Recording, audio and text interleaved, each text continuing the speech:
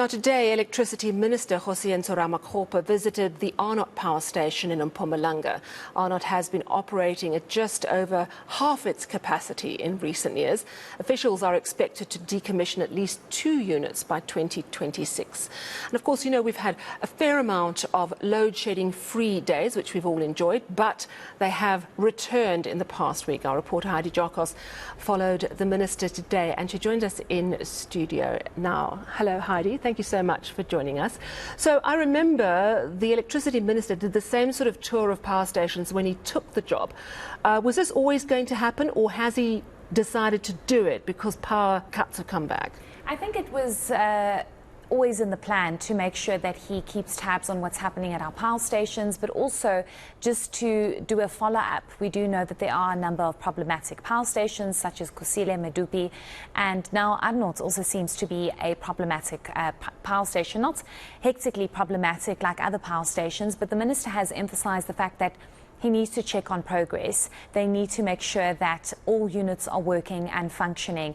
But also, importantly, Sally, is that the minister wants to engage with executives and staff on the ground. You can only imagine the staff morale at the various power stations, or anybody for that matter working for Eskom, because of the severe stages of load shedding that we have been experiencing over the past couple of years, the fact that we've been subjected to load shedding for almost 15 years. And the minister says it's important to understand all the problems. He's also made it clear that he's not trying to replace the general manager or general managers of power stations or the CEO, well, in this case, the acting CEO of Eskom. He is the Minister of Electricity, and his responsibility is to deal with load shedding and to try and do away with load shedding. But he needs to understand how all of this works. And being on the ground is obviously the best solution for him. After all, he is an engineer and he needs to really see what's actually going on. So these visits are happening just to do an update, check-in, given that he was at these power stations earlier this year. Let's listen to why the ministers decided to go back to these power stations. The first visit was really a diagnostic report, just to understand the nature of the problem, how it manifests itself at the station level, from one generation unit to the other. And on the back of that, I was able to generate a consolidated report presented to Cabinet on the necessary interventions, and some of which includes the delayed decommission and of some of these power stations. Now we are back to do 2 things. First, to express our appreciation on behalf of Cabinet, the fact that the men and women of Eskom have made a considerable contribution to ensure that we come out of the winter period relatively unscathed compared to our projections of the worst case scenario. So we didn't experience the stage 8 plus that we had thought of as a result of the work that they've been putting in. But also to say we mustn't be complacent. We are not out of the woods yet. So it's important that at the station level, we must see that performance.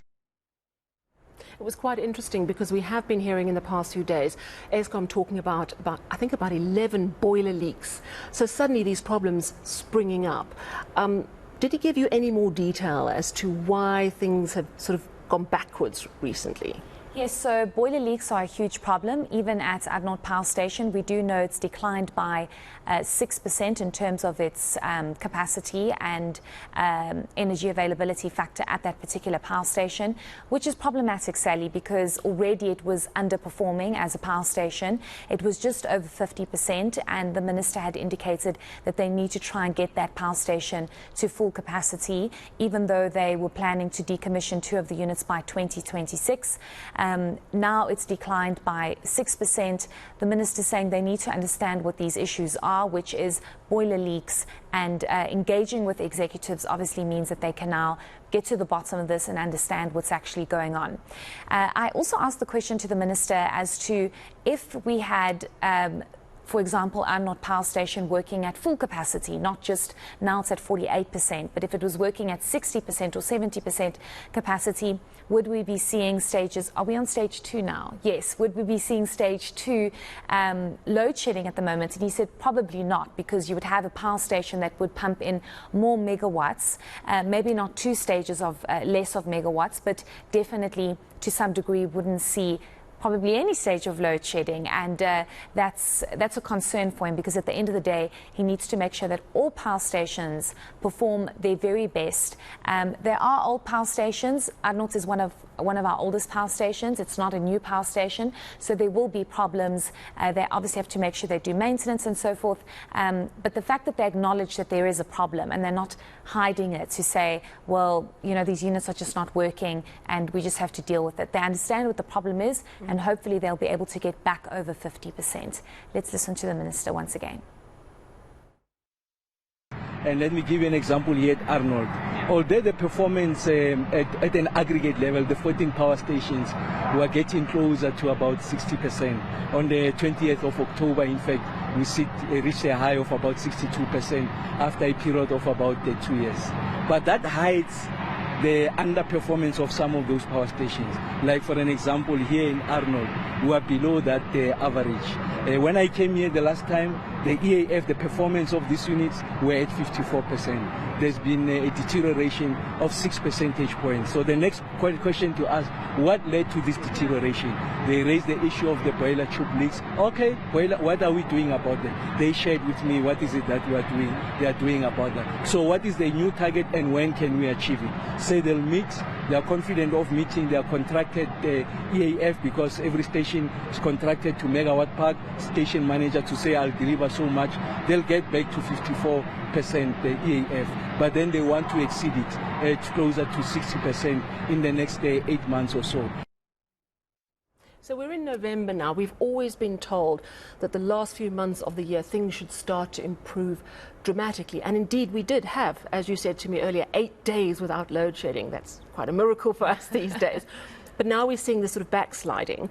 Did you get a sense from the Minister how he feels about this period? I mean, are we generally in an uptick of power supply? Absolutely, Sally, especially because we do know that 2 units are going to be coming up at the end of December at Kusile Power Station, another very problematic power station, even though it's one of our newest power stations because of that flue duct damage, and they've had to bypass the system basically. But the Minister very confident about the progress that's been made at Kusile Power Station, which means that things could be looking a lot better this festive season compared to last year, because last year we were pushed into stage 6 load shedding, and South Africans were completely outraged because it's summer. There's not so much pressure on the grid as there is in winter. But having said that, and I always say this with caution because I have this very bad luck when I say, no, things are looking great, and then tomorrow we're in stage 6. So the thing is, Kusile might be coming back online, but then you might have another power station like Arnott or Duval, whichever power station, where generating units might break down, which will mean that it might push us back into higher stages of load shedding. But that's not going to happen. The Greek and me will touch every piece of wood that we find, and hopefully we will have a much more positive outlook for festive. And certainly the Minister is very, very hands-on. Does his tour continue tomorrow? Absolutely, yes. His tour continues possibly for the next 2 weeks. He will be at Duva Power Station tomorrow. Also quite an old power station, not as big, but obviously contributes significantly to megawatts onto the grid. All right, thank you so much for that update. Heidi Giokos, our reporter there.